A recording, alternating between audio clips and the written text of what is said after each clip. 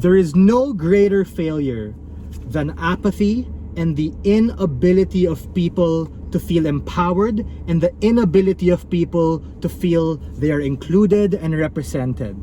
The point of which there is such a risk with a particular position is precisely the golden opportunity in which these people should be given an incentive structure to be able to forward those changes.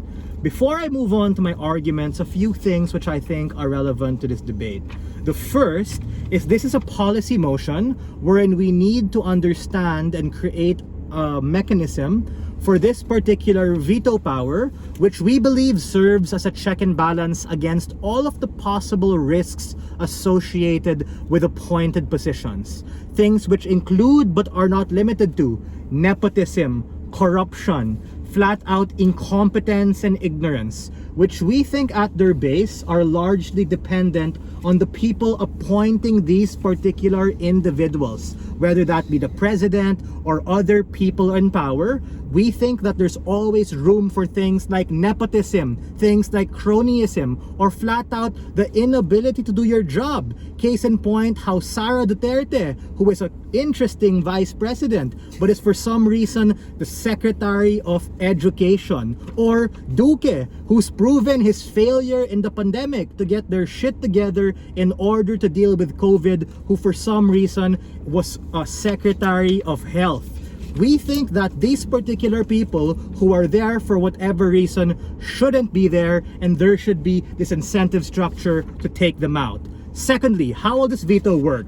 Very simple. Just like any veto in status quo, either a 2/3 vote or 1/2+1 basic majority, I don't think that's particularly important. The third is specifically why these sectoral representatives out of anybody else. We tell you that these particular sectoral representatives are people who are most experienced with these particular things, since they spent majority of their life studying and going to schools to be able to understand the particular nuances to this. But more importantly, these people are the ones who are most affected and have the most to lose regarding particular policy created or forwarded by these particular individuals, or even ones that are not forwarded out of ignorance or politicking, etc.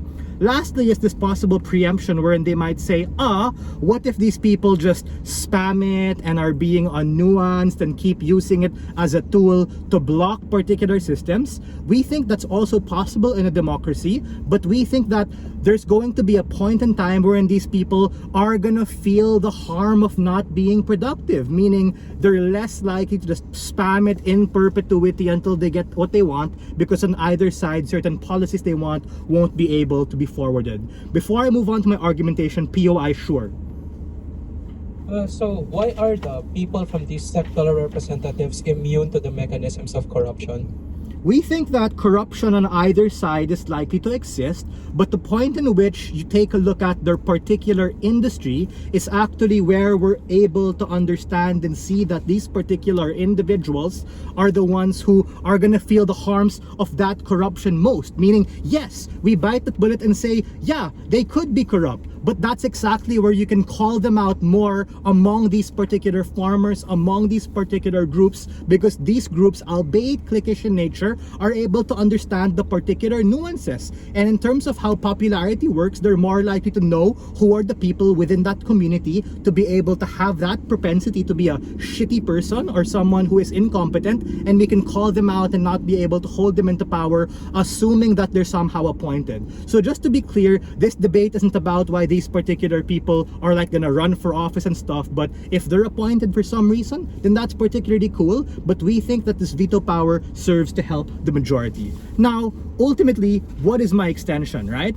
What is my case? We think that my argument is simple. Why does veto power serve as an effective check and balance for appointed positions, and how is this exclusively and best done for the sectoral representatives? The first layer of argumentation is what I talked to you about earlier in terms of these sectoral representatives having the most tenure and experience in particular fields. This looks like farmers for agriculture, doctors for medicine, teachers for education. They aren't infallible. We recognize these risks too, but we think that there's a common denominator in the way that they're being represented right now. That is to say that almost all problems we see that these people are complaining about on the streets or on social media lack from three things. One, a lack of representation. Two, they're currently being misrepresented by a particular government. Or three, they're pushed to the fringes and blatantly ignored.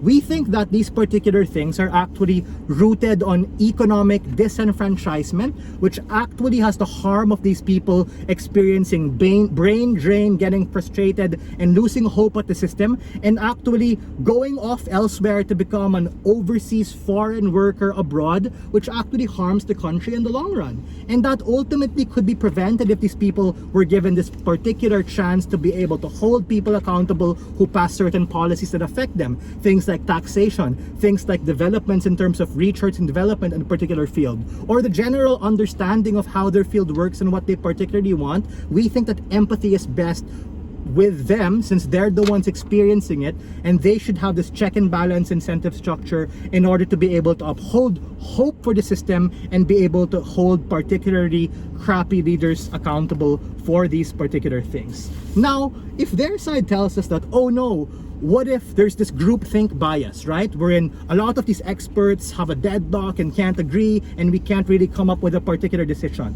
We think that the fact that these things have dissent, the fact that these things will have their own internal discourse is good, because precisely we don't want to spam this particular veto. We want to push people in the majority to be able to have the best particular decision with how they particularly approach it in order to have the most informed decision.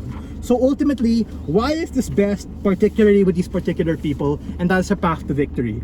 We think that specifically through being able to veto, you're able to save time as opposed to waiting for the next electoral cycle or hoping that your Congress or Senate will get their poo-poo together to be able to forward what you want. You cut these corners, you're able to stick it directly, and you're able to challenge what you particularly want. And for all of these reasons, very proud to open this debate. Thank you.